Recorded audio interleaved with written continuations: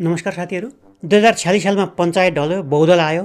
त्यस यता प्रत्येक निर्वाचनमा केपी ओलीले लगातार झापालाई आफ्नो निर्वाचन क्षेत्र बनाउँदै आएका छन्। 2048 सालमा जिते, 2051मा मध्यावधि निर्वाचन भयो, त्यसमा पनि जिते। 2056मा दुईटा क्षेत्रबाट उठे, दुवै क्षेत्रबाट जिते।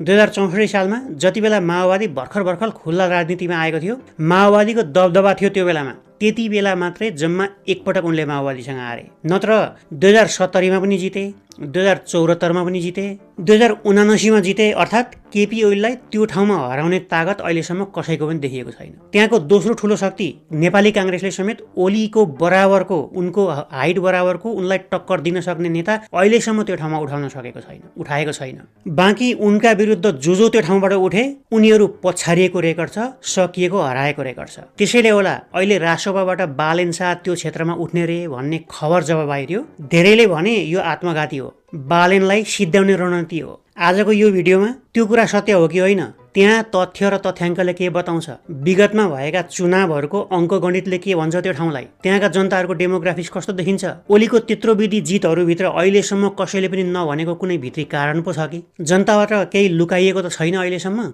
के साँच्ची नै केपी ओली त्यो क्षेत्रमा विकल्प बिन नेता नै हुन् त? कसैले हराउन सक्दैन उनलाई? लिडर विथ नो अल्टरनेटिभ साँच्ची नै हो?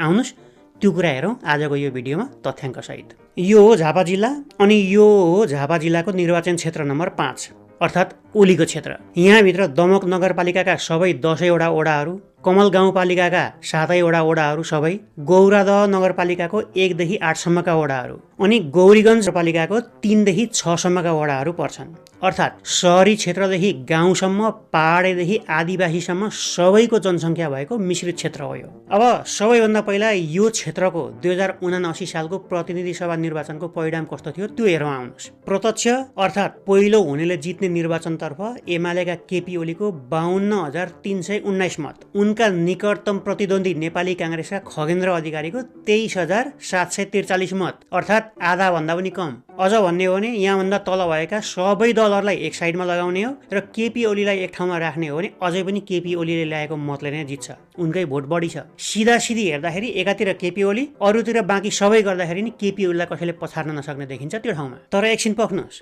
राजनीति हो यो, बाहिर जे देखिन्छ भित्र त्यस्तो हुँदैन। यो भिडियोमा पनि मैले बताएको छु, हेर्नु भएको होला, सायद हेर्नु भएको छैन भने लिङ्क तल राखिदिन्छु। राजनीतिमा, त्यसमा पनि भोट र कुर्सीको लागि मात्रै गरिने राजनीतिमा बाहिर जे देखिन्छ भित्र त्यस्तो हुँदैन। बाहिर झेल अनि भित्र खेल हुन्छ, बुझ्नु भएन? त्यो बुझ्नको लागि यो रिजल्ट एकपल्ट निहालेर हेर्नुहोस्। देख्नुभयो केही लोचा अर्थात् अड यो रेकर्डमा? देख्नु भएन? त्यत्तिकै कहाँ देखिन्छ र? आउनुहोस् म देखाउँछु।